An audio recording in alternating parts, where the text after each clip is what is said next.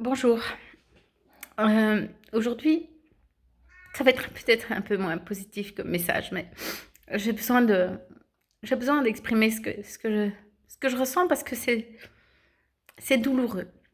Alors, ce matin, j'ai fait ma consultation de gynécologue et sur les patientes que j'ai reçues, il y avait aucune qui n'était pas piquée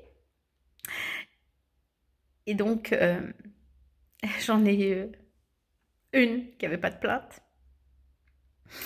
Donc les autres, c'était des tendinites qui sont devenues hyper douloureuses et chroniques.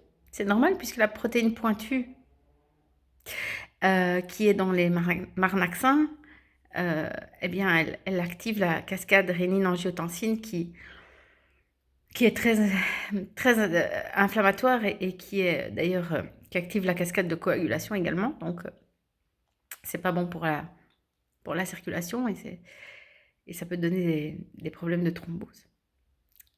Ensuite, j'ai eu une patiente de 36 ans qui m'a dit qu'elle était devenue hyper tendue et qu'elle se sentait vraiment pas bien et épuisée et qu'on n'arrivait pas à stabiliser son traitement. Et elle m'a dit que sa maman avait exactement le même problème maintenant, après le troisième traitement. Euh, Ensuite, j'ai vu une dame chez qui on est arrivé juste à temps pour un papillomavirus qui s'est déclaré brutalement. Et il a fallu l'opérer, non pas en catastrophe, mais rapidement, on va dire. Je la suis depuis 20 ans.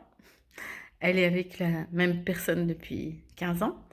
Donc, pourquoi juste après sa première pic-pic, elle a eu un problème au frottis? C'est une question qu'on peut se poser. Puis ensuite, j'ai eu une dame qui m'a dit que son mari avait eu une embolie pulmonaire et qu'elle-même, depuis le troisième marnaxin, elle se sentait plus elle-même et que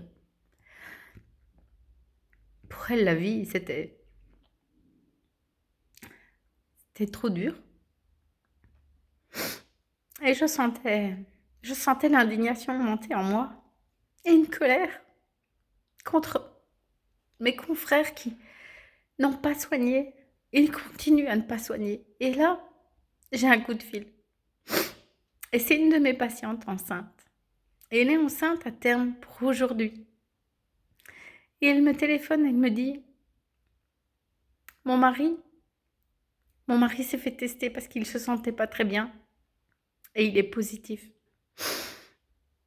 Qu'est-ce que je dois faire? Elle n'est pas en travail. Mais, mais elle n'en peut plus, c'est dur. Bébé est gros, il fait chaud, enfin bon. Elle voulait accoucher et puis elle espérait. Elle disait à sa petite fille, il faut que tu viennes. Et puis je lui dis, qu'est-ce que, qu'est-ce qu'ils ont dit à l'hôpital? Elle m'a dit, on ne m'a pas reçu. On m'a pas reçu, ça fait 2 semaines qu'on m'a pas vue. Parce qu'il faut savoir que j'ai suivi sa grossesse jusqu'à il y a un mois. Et puis qu'elle comptait accoucher à l'hôpital sans moi. Pour des raisons personnelles, économiques si vous préférez. Parce que malheureusement, l'hôpital a fait en sorte que je sois un produit de luxe. Et, euh, et là, elle me dit, mais la gynéco ne veut pas me recevoir maintenant. De toute façon, c'est pas grave. Elle considère que j'ai pas besoin d'être vue, que ça peut attendre. Enfin, dans mes études, déjà, on m'a toujours appris que le dernier mois d'une grossesse est le mois où tout peut arriver. Et donc, il faut voir les gens toutes les semaines. C'est absolument pas normal qu'on la voit, qu'on la voit pas, qu'on la reçoive pas. Et donc, et la gynécologue, la petite gynéco toute jeune, là, elle se permet de dire que son col, il y a 2 semaines, il était comme ça et que sûrement, il n'a pas bougé. Mais qu'est-ce qu'elle en sait? On est là, dans la télémédecine. Et puis ce monsieur est testé positif. Et donc, la dame me dit, je ne sais vraiment pas ce que je peux faire. Je ne sais pas à quoi je dois m'attendre si dans les prochains jours, ma fille écoute enfin ce que je lui ai dit, ce que je lui ai demandé et qu'elle se décide à venir. Et donc j'appelle l'hôpital et je demande ce qu'il compte faire. Et on me dit, pas possible que le mari soit là. Il peut pas, il peut pas venir dans les 7 jours à compter de son test positif. Il peut pas voir naître. Il peut pas voir naître son bébé. Mais c'est pas possible. Mais c'est pas possible. Ce sont des médecins, ce sont des confrères à moi qui disent ça. Comment osent-ils? Quel manque d'humanité. Quelle lâcheté aussi de ne pas s'être renseigné sur les traitements disponibles. Je suis bouleversée, je suis outrée, je suis vraiment dégoûtée. Je suis dégoûtée de cette médecine qu'on nous propose maintenant. Je la coucherai bien dans mon salon, mais je vais surtout soigner son monsieur. Je vais soigner son monsieur avec les traitements qu'on prétend inefficaces et qui fonctionnent très bien. Et je vais essayer de le retaper vite. Et je vais essayer de la protéger, elle, pour qu'elle ne devienne pas positive.